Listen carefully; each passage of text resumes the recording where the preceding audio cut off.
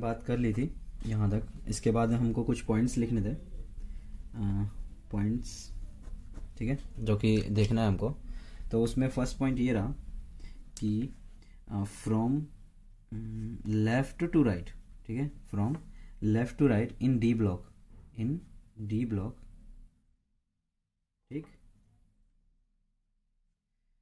Size initially decreases, ठीक है, दिख रहा है ना, डिक्रीजेस एंड बिकम कांस्टेंट। समझ में आ रहा है ना? Constant in middle and then increases towards the end। पहले size D block left to right जाने पे साइज इनिशियली डिक्रीज हो रही है, ठीक, उसके बाद कांस्टेंट हो रही है, उसके बाद फिर इंक्रीज हो रही है। तो फर्स्ट पॉइंट ये रहा। सेकंड पॉइंट की तरफ चलते हैं। तो from top to bottom size increases from, ध्यान से देखना, 3D to 4D, but size of 4D is nearly equal to 5D due to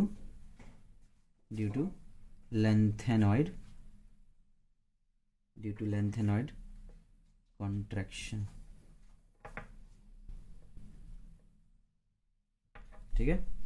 उसके बाद नेक्स्ट पॉइंट है हमारा डी ब्लॉक एलिमेंट, इंपॉर्टेंट है, याद रखना, ये एम्स में आ चुका है, एम 2018 के आसपास, ठीक है। तो D block element shows horizontal as well as vertical similarity in size,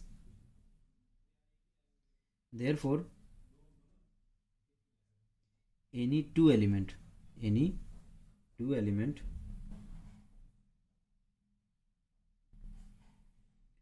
do not show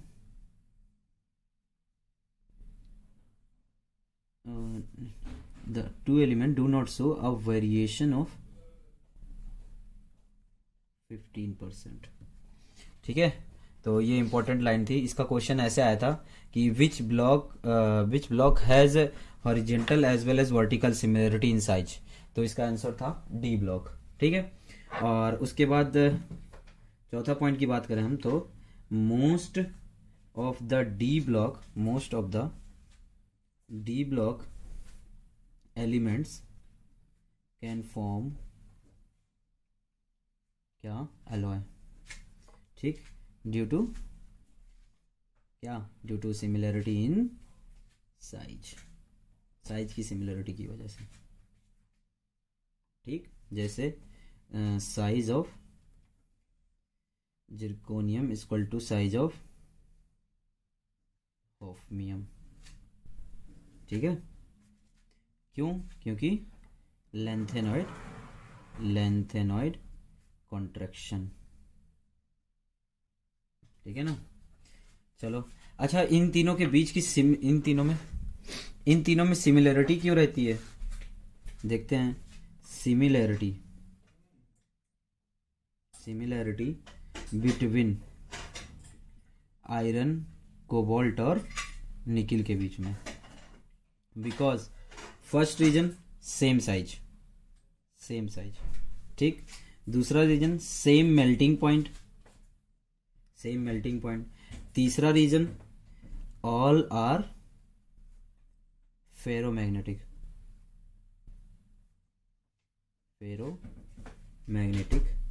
and चौथा इधर लिख दो, नो अमेलगम फॉर्मेशन,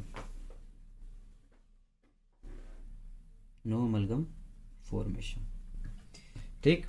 चलो आगे बढ़ते हैं। मैग्नीज की अगर जो हम बात करें, प्रॉपर मैग्नीज की, ठीक है, तो इसमें क्या होता है, ये फर्स्ट सबसे इम्पोर्टेंट जो इम्पोर्टेंट दो चीज़ है इसमें सबसे ज़्यादा जो हमको याद करना, क्या, इसके पास वीक मेटेलिक बॉन्ड होता है, ये हमेशा वीक मेटेलिक बॉन्ड बनाता है, तो इसके पास वीक मेटेलिक बॉन्ड होता है। दूसरा जो इस स्ट्रक्चर होता है वो बीसीसी होता है, बॉडी सेंटर्ड क्यूबिक स्ट्रक्चर, ठीक है। और उसके बाद करें, एक चीज इसमें लिख लेना, इसका कॉन्फ़िगरेशन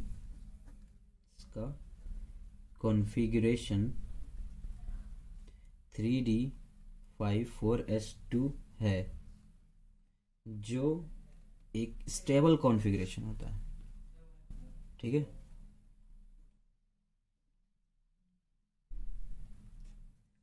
जो एक स्टेबल कॉन्फ़िगरेशन है, ठीक है। इसलिए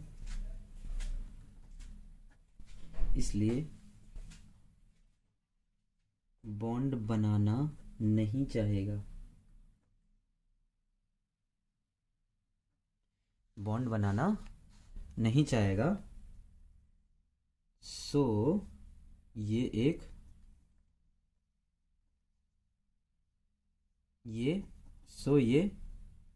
जब भी बॉन्ड बनाएगा वो क्या होगा, वीक बॉन्ड होगा, वीक बॉन्ड का फॉर्मेशन करेगा,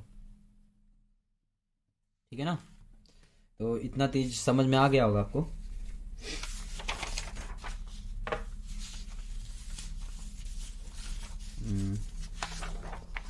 चलते हैं अपन थोड़ा और आगे टॉपिक पे।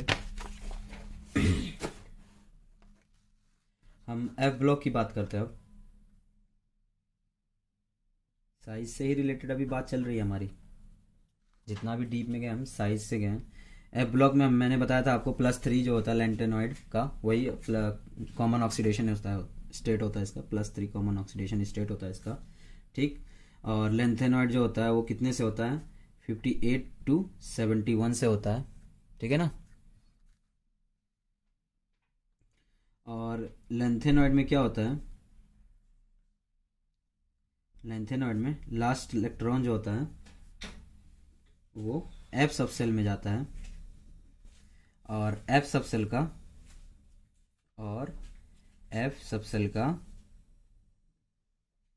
Ceiling, F subshell has very poor क्या shielding effect, has very poor shielding effect of 4f electrons, ठीक है। सो इसमें एक चीज देखेंगे, जब हम लेफ्ट टू राइट जाएंगे तो साइज जो होगा डिक्रीज होगा, इसी को लैंथेनॉइड कॉन्ट्रैक्शन बोलते हैं, ठीक है। समझ में आया क्या। लैंथेनॉइड का जो लैंथेनॉइड में क्या होता है, जो एफ ब्लॉक के लास्ट मतलब लास्ट में जो जाता है वो एफ सबसेल में रहता है। एफ सबसेल का जो 4f वाला इलेक्ट्रॉन होता है वो लेफ्ट टू राइट जब हम जाते हैं तो साइज को डिक्रीज करता है, क्यों, क्योंकि उसमें लैंथेनॉइड कॉन्ट्रैक्शन लगता है अपनी तरफ खींचने का, ठीक है। चलो कुछ चीजें हैं नोट कर लेना, क्या यूरोपियम 63 63, ठीक है, Xc54 4f7 5d0 6s2, ठीक है। सोज ये सब डायरेक्ट क्वेश्चंस आते हैं। Exceptionally large size and has maximum size in entire lanthanide, ठीक। आपसे एक चीज पूछता है कि लैंथेनॉइड में किसके मतलब लाइक कॉन्ट्रैक्शन कब ऑब्जर्व होगा, ठीक है। तो आप ऐसे बोल सकते हो कि +3 की लैंथेनॉइड कॉन्ट्रैक्शन इज किसमें मिल सकता है, तो +3 ऑक्सीडेशन स्टेट में भी मिल सकता है बिना किसी एक्सेप्शन में। ठीक, तो ऐसा बोल सकते हो lanthanide contraction is also observed in +3 oxidation ions without any exception, बिना किसी एक्सेप्शन के। ठीक, तो आयनिक साइज की बात करें अगर जो हम आयोनिक साइज की बात करें अगर जो हम, ठीक है ना, तो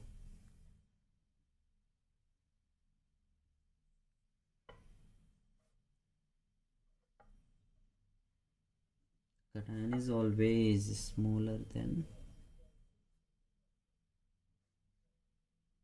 its parent atom। ये चीजें बेसिक है कि टैन मतलब जिसपे साइज की बात करें तो हम जिसमें प्लस रहेगा तो उसकी साइज हमेशा छोटी होगी, जिसकी माइनस, जिस एटम के ऊपर माइनस का चार्ज आएगा उसकी साइज हमेशा बड़ी होगी। क्यों? क्योंकि उसमें एक इलेक्ट्रॉन और भरा जाता है, सब सेल सेम रहते हैं बट इलेक्ट्रॉन और बढ़ा जाता है, जिससे वो मतलब बढ़ते चला जाता है। क्या